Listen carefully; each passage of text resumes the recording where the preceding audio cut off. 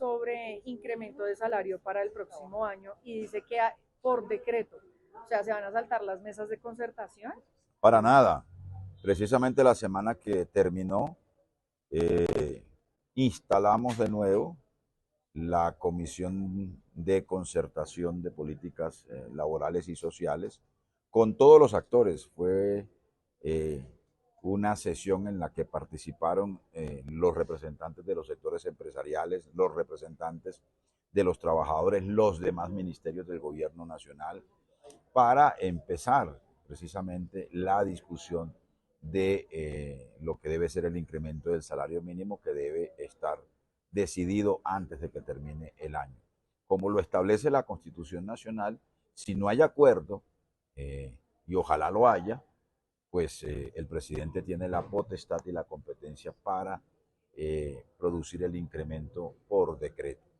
De todas maneras, el gobierno del presidente Gustavo Petro, el propio presidente, ha venido implementando una política de incremento sustancial de los ingresos de los trabajadores por encima de la inflación causada en el año inmediatamente anterior, y ello ha significado unos indicadores positivos en relación con el aumento de la capacidad adquisitiva de los trabajadores, la disminución del desempleo, que según el último registro del DANE llega al 8.8%, el desempleo más bajo desde antes de la pandemia, y un control de la inflación que está por el orden de, o un poco menos del 5%. Ministro, pero ¿no cree que es un poco quizá predisponer a los gremios y a los sindicatos cuando el presidente dice que va a sacar por decreto el incremento del salario? No, el presidente no ha dicho eso. El presidente ha dicho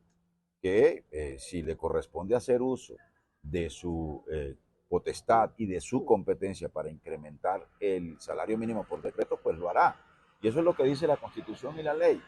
Así que nosotros, y lo hicimos además con la anuencia del presidente de la República, eh, convocamos a la Comisión de Concertación Laboral para precisamente empezar la discusión en estos meses que vienen con cifras en mano y con la presencia de expertos que nos ayuden a definir cuál es el horizonte, cuál es el escenario de la economía colombiana para producir un incremento que signifique seguir mejorando los ingresos de los trabajadores. Dos dígitos, ministro, pero con eso de seguir mejorando.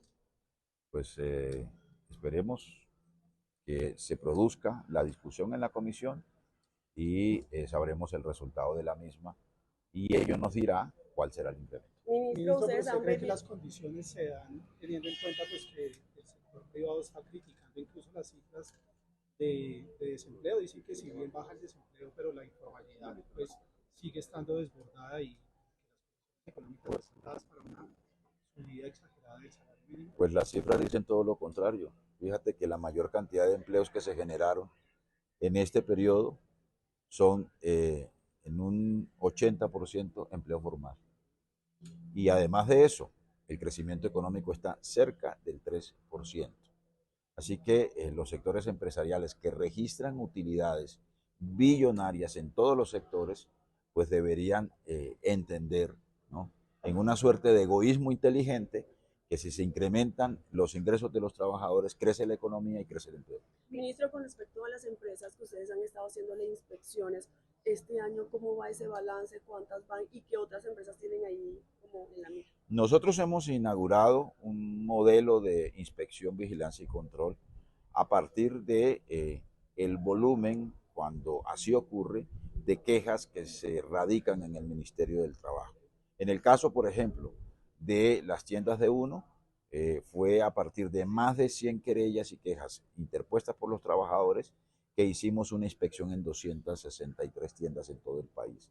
Lo propio ocurrió con Supertiendas Olímpicas. Cuando hay un volumen de quejas más o menos significativo que indican un patrón de conducta en relación con violación de normas laborales, realizamos ese tipo de inspecciones. Por supuesto que esa labor de inspección corresponde a nuestro objeto misional y a nuestra responsabilidad con los trabajadores y sus derechos. Ministro, yo me regreso a la pregunta que le estaba haciendo Alejandro sobre la informalidad. En este momento en el país hay 13,1 millones de personas que están en la informalidad y 10,8 millones en la informales. ¿No cree que un incremento sustancial podría aumentar o agrandar esa cifra de informales? Porque si bien esa cifra aumentó fue este año. Pues fíjese usted que el último registro del DANE, los invito a que lo lean, ¿no? Se registra una disminución de más de un punto porcentual en la informalidad en el país, incluso en el sector rural. Es decir, que los empleos generados en su mayor proporción son empleos formales, ¿no? Y en una menor proporción, por debajo del 20%, son empleos informales. Y nosotros, en la implementación de la reforma laboral, vamos a avanzar sustancialmente en formalizar por lo menos más de 1.500.000 empleos. Y le hago la cuenta, ¿no? 440.000 trabajadores de las plataformas de reparto, 500.000 trabajadoras domésticas, 400.000 aprendices del SENA que tendrán un contrato laboral, más de 60.000 madres comunitarias y trabajadores de la cultura, periodistas, instructores deportivos, artesanos, poblaciones específicas que hoy están en condiciones de informalidad y que con la implementación de la reforma laboral van a estar protegidos por una base de protección social. Gracias, ministro.